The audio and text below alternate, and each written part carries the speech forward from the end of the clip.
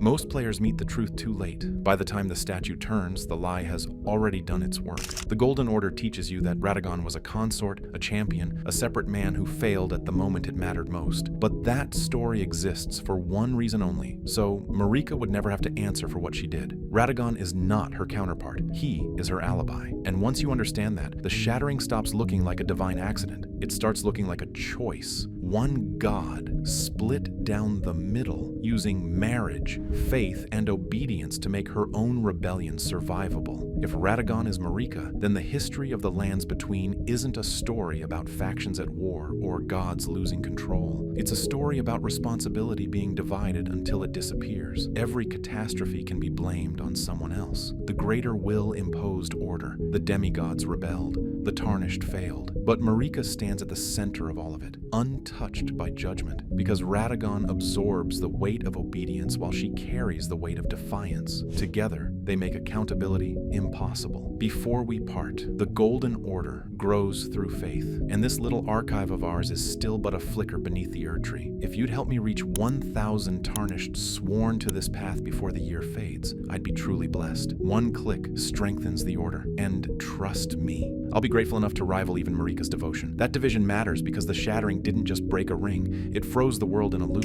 Radagon tries to repair what Marika destroys, not out of love, but out of function. The Golden Order becomes a system obsessed with maintenance rather than meaning. Things are preserved long past their purpose. Corpses rule. Laws remain after belief is gone. And the people living under that order are told this stagnation is sacred. If Marika wanted freedom and Radagon wanted order, then the lands between are what happens when a god refuses to choose between the two. Marika did not begin as a tyrant or a saboteur. She begins as a chosen vessel, plucked from the world and elevated into divinity by the greater will. She becomes the physical anchor for a cosmic law that does not originate from her. The Golden Order is not her invention, it is her assignment. Her early reign reflects that burden. Destined death is sealed away. The Erd Tree becomes eternal. History is flattened into a single, unchanging present where decay is treated as heresy. This is not freedom. It is stasis, enforced by divine authority. And yet, even in this early period, cracks appear. Marika's rule depends on conquest, on rewriting natural cycles, on declaring enemies not merely defeated, but invalid. The fire giants are exterminated. Death itself is reclassified as a mistake. These are not the actions of a god at peace with her role. They are the actions of someone trying to make an imposed order livable by any means necessary. Long before the Shattering,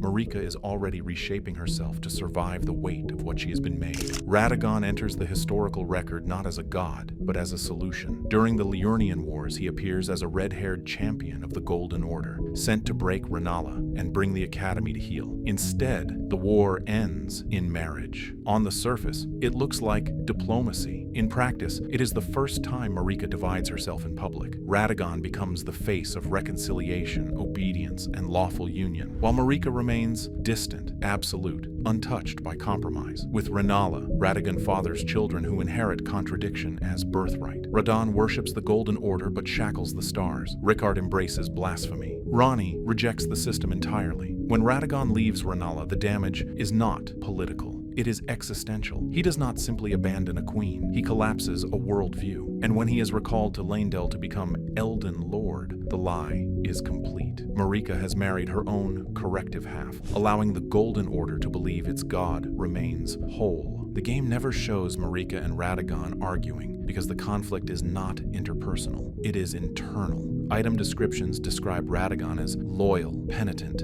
obsessed with the Golden Order's perfection. Marika, in contrast, prepares for its collapse. She removes destined death, not to create paradise, but to buy time. She allows Godwyn to die, not out of negligence, but because death outside the Order exposes its limits. When the Elden Ring is shattered, Radagon does not hesitate. He tries to mend it immediately, not because it will save the world, but because obedience is the only identity he has. Their marriage is not romance and not politics. It is containment. Marika binds the part of herself that would resist change into a role that can only preserve. The tragedy is not that Radagon fails to repair the ring, it's that he succeeds just enough to ensure nothing truly ends. What Marika finally understands is that Radagon no longer shields her from the greater will. He shields the system from her. His loyalty has ceased to be belief and hardened into reflex. Where she begins to think in endings, Radagon can only think in repair. And that makes him dangerous, not as an enemy, but as an anchor. As long as Radagon remains as he is, the Golden Order cannot die. It can only persist in a distorted, decaying form. This is where Marika's intent changes. Reform is no longer possible. Correction is no longer enough. The Order cannot be reshaped while part of her own being exists solely to preserve it. Destruction stops being an act of despair and becomes a strategy. The Shattering is no longer something that happens to her. It is something she prepares for. There's a detail the Golden Order never resolves. Radagon hates his own red hair. It links him to the fire giants, enemies erased from history so thoroughly that even their victory is treated as contamination. Marika orders their extermination, yet carries their mark within herself. Radagon's hammer mirrors Marika's, but its purpose is different. Where hers shatters, his tries to mend. Even in animation, the contrast is precise. One act is final, the other is compulsive. This is not symbolism added later. It is mechanical truth. The same body trained to destroy and repair itself, locked in repetition. Godwin's death is often framed as the point where everything went wrong. An assassination, a conspiracy, a failure of protection, but that framing protects Marika from the harder truth. Destined death was already removed. The system was already artificial. Godwin's half-death doesn't break the Golden Order, it exposes it. Life without true death produces something worse than mortality. It produces permanence without meaning. Marika sees this. Radagon does not, or cannot. When the Night of the Black Knives reveals the cost of eternal order, Marika prepares to end it. Radagon prepares to preserve it. The fracture is no longer theoretical. It is imminent. The Shattering is not chaos. It is choreography. Marika raises the hammer and breaks the Elden Ring with intent, knowing exactly what it represents and what it sustains. In the same moment, Radagon reaches to undo it. Not later, not after reflection. Immediately, one body performing two irreconcilable acts. This is why Marika is imprisoned within the Erd tree rather than erased. The greater will does not see a traitor and a loyalist. It sees a god that cannot be stabilized. Radagon becomes the last line of defense, not because he is strong, but because he will always try to fix what is broken, even when the break was necessary. The consequences of that moment do not end with Marika herself. They are carried forward in the lives that come after her. Miquella and Malenia are not tragic exceptions. They are the evidence. Born from a god who married herself, they carry the consequences of an identity that was never stable. Miquella is cursed with eternal youth, trapped in a body that is never allowed to grow. Malenia is born with rot at her core, a sickness as relentless as the order that produced it. These are not random afflictions. They are structural. The Golden Order cannot produce anything whole because its god was never whole herself. That is why Miquella's attempt to build something else matters. The Halig Tree is not a rebellion born of anger, but of exhaustion, a quiet rejection of Radagon's endless repair, and an unspoken judgment of Marika's half-measure of rebellion. He seeks a world where growth is possible without destruction, where order does not require the denial of decay, that he fails, that his body is exploited, and his vision left unfinished is not a personal tragedy. It is the final verdict on his mother. Even her most hopeful legacy cannot escape the lie that held her existence together. By the time the Tarnished arrives, the lie has calcified into tradition. The Golden Order no longer promises salvation. It promises restoration. Fix what was broken. Put the pieces back.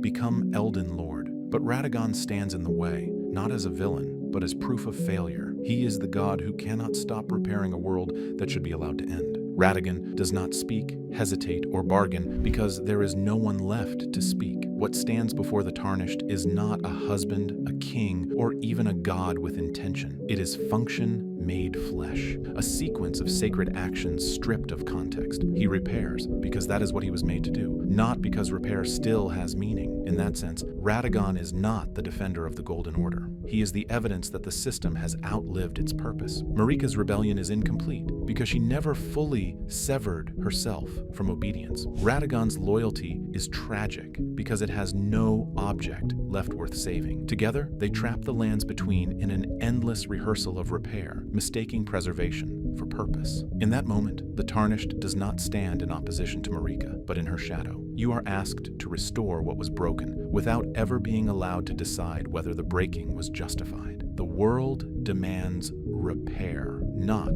judgment. And in that demand, the lie is quietly passed on. If restoring the world only repeats the lie that broke it, then what kind of lord are you being asked to become?